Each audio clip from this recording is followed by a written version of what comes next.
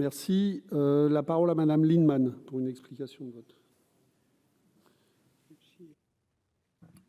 Oui, chers collègues, nous devrions avoir un débat plein de souffle, d'ambition, un débat qui mobilise la nation, l'opinion publique, les forces vives du pays. Parce que qu'est-ce qu'il y a de plus important aujourd'hui que de préparer l'avenir et de rattraper un niveau d'excellence dans la recherche française qui s'est dégradé depuis des années.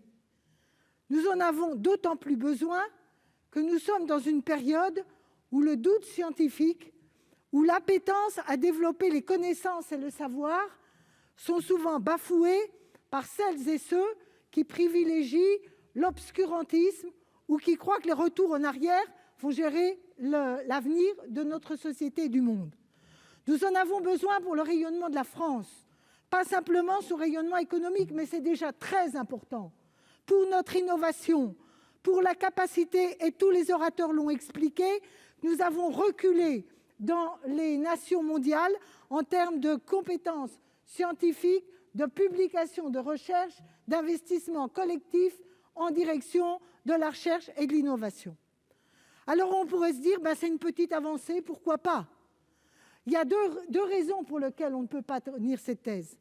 D'une part, c'est que l'étroitesse du champ de cette programmation nous empêche d'avoir ce qui est indispensable, la bonne articulation entre la recherche publique et la recherche privée, entre la recherche fondamentale et l'innovation, et nous empêche même, au sein même de la recherche, d'avoir une bonne articulation avec le travail des universités, le secteur du spatial, le secteur de l'agronomie et de l'agriculture, bref, l'entièreté de ce qui est nécessaire pour avoir une vision long terme du rôle de la recherche.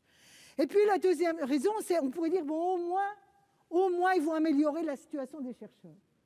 Alors là, on est typique dans ce qu'on vit avec ce gouvernement, et hélas parfois avec d'autres, c'est qu'on nous a parlé de l'hôpital sans tenir compte de l'alerte des médecins, des hospitaliers, des infirmières. C'était tous des nuls, les hauts technocrates de notre pays savaient mieux ce qu'il fallait faire. On voit où on en est.